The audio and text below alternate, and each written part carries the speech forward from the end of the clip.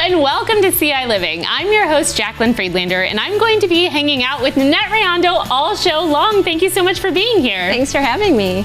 All right, so today is National Tater Tot Day. Happy National Tater Tot Day. Thank you. Happy National Tater Tot Day to you.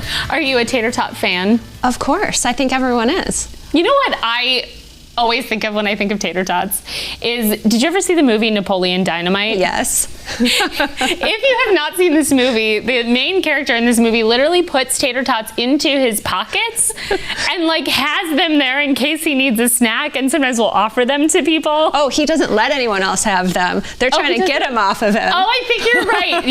And he's like, no, get your own. Get your own tots. Do you have any like funny quirks like that? Is there anything like that you would say is kind of weird or quirky that you do? A little thing that's just my thing.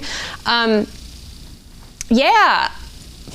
My birthday's coming up, so this one's on my mind. Okay. The day after my birthday, it's very important for me to listen to a very particular song. And if I don't listen to that song on April 5th, then I just don't feel like I can fully transition into my next age. And so if you don't listen to it on April 5th, do you have to like listen to it before you can, like if it's April 7th or April 9th, then No, that's, or it's like too it has late? to be April 5th. Okay, do you mind sharing what song it is? It's Have a Good Time by Paul Simon. Oh, I like it.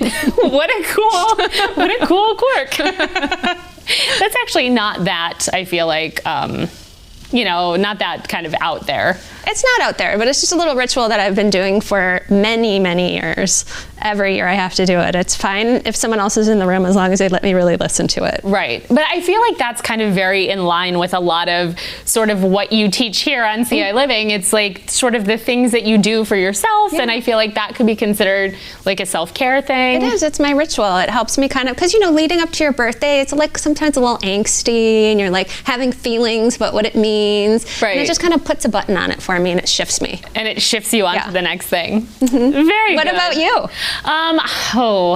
I would say one of my quirkiest things is with movies. When it comes to movies, my dad was a channel flipper and I used to watch TV with him a lot. So I've like seen parts of movies, but not the whole way through, and maybe never went back to them. But in my head, I think I've seen the whole movie. So someone will be like, oh, have you seen this? I'll be like, oh yeah, absolutely. And if then we start talking about the plot, I'm like, oh, maybe I only saw like one commercial break worth of. Yeah, that's like for me with War and Peace. Okay. I really only liked the peace parts. Right. So people are like, have you ever read it? And I'm like, oh, kinda. Kinda. Nice. I like the soap opera parts.